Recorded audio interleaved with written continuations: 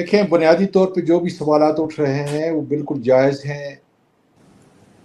اس وقت عمران خان کا خاص کر یوتھ اور خواتین جو ہیں وہ جس طریقے سے مجھے پورٹرے کرنے کی کوشش کر رہے ہیں یا تحریک انصاف کی لیڈرشپ کو پورٹرے کرنے کی، یہ ان کا حق ہے. مجھے پہلے خان صاحب نے جب میری ملاقات وہاں پہ ہوئی 7:15 بجے صبح، جب میں نے اصرار کیا کہ خان صاحب مجھ سے اللہ تعالیٰ عزت دینے والا ہے، لیکن آپ کے نام سے جو قربانی میں نے اس آزادی کے لیے دی، مجھ سے محبت کرتے ہیں خان صاحب، اور اگر یہ میں بات کروں گا، میں نے کہا کہ میرے پاس جو ہے آپ کے مقرر کردہ نامینیٹڈ جو ہے چیئرمین اس کو کہیں. تو خان صاحب نے کہا تمہاری قربانیوں کی وجہ سے میرا یوتھ صرف تم پہ یقین کرے گا، اس لیے تم نے یہ بات کرنی ہے. میں نے حالانکہ یہاں پہ کہا کہ مجھ پہ تو گیگ آرڈرز ہیں، کوئی ٹی وی نہیں بتایا. اس نے کہا کچھ بھی ہو میرا پیغام تم نے دینا ہے. میں یہاں سے شروع کرتا ہوں. جب دوسرا سوال میں نے ان کو کیا، میں نے کہا خان صاحب کہنا کیا ہے؟ انہوں نے کہا کہ تم نے جو سچ ہے وہ کہنا ہے. اور میں نے کہا خان صاحب سچ کیا ہے؟ انہوں نے کہا سچ یہ ہے کہ انتشار اور خونریزی سے میں آج اپنی پارٹی کو، اپنے ملک کو میں اسٹیٹ مین ہوں. میں وہ تاریخ مرتب کرنے جا رہا ہوں جو کسی سیاسی لیڈر نے پاکستان میں تاریخ مرتب نہیں کی. اس لیے میں اپنی پارٹی کو، اپنے پاکستان کے مستقبل کو بچانا چاہتا ہوں، اور جس کے لیے آج ہم اپنے اس جلسے کی قربانی جو ہے وہ دے رہے ہیں. اب میں آتا ہوں اس بات کے اوپر کہ یہ کیسے ہوا. میں جلسے آپ کو یہ آپ کے علم میں ہونا چاہیے کہ 2011 سے جو کچھ بھی میرے پلے میں مالی مدد ہے، 2011 سے شاید ہی کوئی ایسا جلسہ ہوگا ضرور، لیکن شاید ہی کوئی ایسا جلسہ ہوگا پاکستان کے دور و عرض میں، چاروں صوبوں میں، کہ جو میری موجودگی میں میرا ایک ہی حلقہ ہے کہ میں پٹھان کمیونٹی کو جو لے کے جلسے میں آتا ہوں، اپنا خرچہ کرتا ہوں. کچھ جلسے والوں کی باقاعدہ طور پہ جو ہے 2011 سے یاد بنائی ہوئی ہے کہ مدد کرتا ہوں، لیکن شاید ہی کوئی جلسہ ہوگا. اس لیے اس جلسے کے اندر بھی جو قیادت ہے بابر سلیم خان ہے، آپ کے زاہد ہیں جو دوسرے ہمارے ایم پی اے ہیں، انہوں نے مانسہرہ سے جلوس لے کے آنا تھا، ریلی لے کے آنی تھی، اور میں باقاعدہ طور پہ تقریباً 4 یا 5 بجے کے قریب جو ہے اپنے کور کمیٹی کے ممبران کو بتا دیا تھا کہ میں اپنی مخصوص ریلی کے ساتھ نامعلوم مقام سے آؤں گا. میں نے 50 گاڑیوں کا انتظام لوگوں کا کیا ہوا تھا. اس لیے میں پشاور چلا گیا سی ایم تاکہ وہ بتائیں کہ کون سی ایسی زیادہ سینسیٹیو جگہ ہے جہاں پہ زیادہ مزاحمت ہوگی. میں اپنا یہ 50 گاڑیوں کا قافلہ وہاں پہ چھوڑوں گا. میں نے سب سے پہلے لوگوں کو کہا تھا کہ صبح سویرے 11 بجے آپ نے جو پشاور کا ٹول پلازا ہے وہاں پہ پہنچنا ہے. پھر وہاں پہ گیا، پوری قیادت بیٹھی تھی. عمر ایوب خان تھے، شبلی فراز صاحب تھے، آپ کے عباسی صاحب تھے، بریگیڈیئر عباسی، مصدق عباسی صاحب تھے، اور کچھ لوگ تھے. ان کے سامنے یہ ساری چیزیں طے کر رہے تھے ہم. تو انہوں نے کہا کہ نہیں، آپ اپنا قافلہ ثوابی کے انٹرچینج آپ کو سواتی صاحب ذرا میں نا میٹنگ کی طرف ذرا تھوڑا سا توجہ دینا چاہوں گا. آپ کو کس وقت پتا چلا کہ آپ نے خان صاحب سے ملنے جانا ہے؟ پہلا سوال یہ. آپ کی میں اصل میں نا میرے ساتھ ڈاکٹر ہمایوں محمد صاحب بھی ہیں، میں چاہتا ہوں کہ ہم اگر ان کو بھی اپنی اسٹریم میں ایڈ کر لیں ذرا پلیز، اور ان کو ویلکم کر لیں کہ وہ ہمارے ساتھ ہیں. السلام علیکم ڈاکٹر صاحب. سر صاحب تھینک یو فار جوائننگ اس. اور آپ جو ہے آپ کی دوسری ملاقات تو یہ کل، آپ کی ملاقات اس سے زیادہ اہم اور وہ تھی. میں آپ پر آتا ہوں، مگر میں پہلے سواتی صاحب سے یہ والی بات پوچھوں. سر صاحب آپ کی ملاقات رہی 2 گھنٹے تک جاری، تو اگر عمران خان نے صرف آپ کو پیغام دینا تھا تو وہ تو پیغام 15-20 منٹ میں، آدھے گھنٹے میں دیا جا سکتا تھا.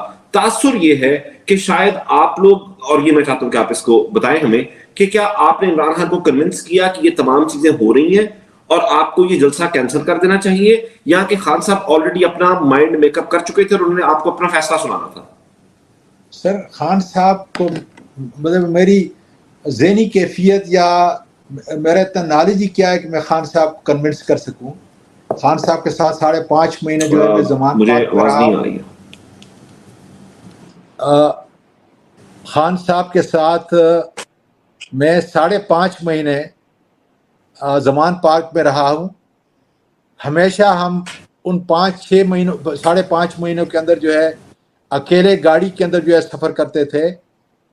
کل بھی میں نے یہ جو وہاں پہ یہ بات کی اور ظاہر ہے کہ وہاں ریکارڈنگ تھی کہ میں نے کہا کہ 9 مئی کے واقعے کے اندر عمران خان یا اس کا کوئی ساتھی شامل ہوتا تو سب سے پہلے مجھے پتا ہوتا، اس لیے کہ کوئی ایسی چیز نہیں تھی خان صاحب کی جس کا مجھے علم نہ ہو، پوری مشاورت وہ کرتے تھے۔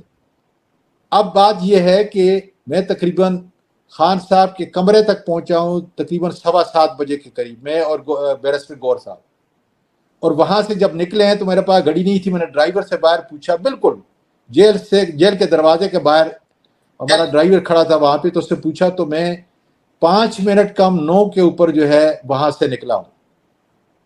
تو یہ سمجھ لیں کہ تقریباً کوئی پونے 2 گھنٹے کے قریب، پونے 2 گھنٹے کی بات چیت تھی، جس میں بڑی تفصیل سے انہوں نے مشرقی پاکستان کا اب کا جو واقعہ ہے اس کا ذکر کیا کہ اس وقت پورا ملک جو ہے اس سے بھی بری حالت کے اندر ہے، اور ایک تیلی لگانے کی بات ہے، اور میں چاہتا ہوں کہ میرا ملک بچ جائے۔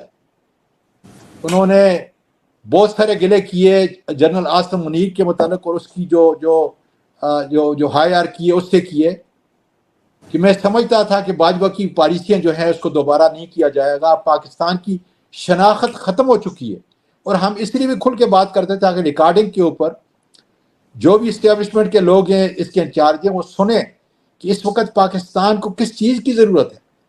اس وقت یہ بات نہیں ہے، بلکہ میں سمجھتا ہوں کہ عمران خان کی رہائی سے زیادہ اس وقت، کیونکہ عمران خان کی رہائی پاکستان کے وجود سے جڑی ہوئی ہے۔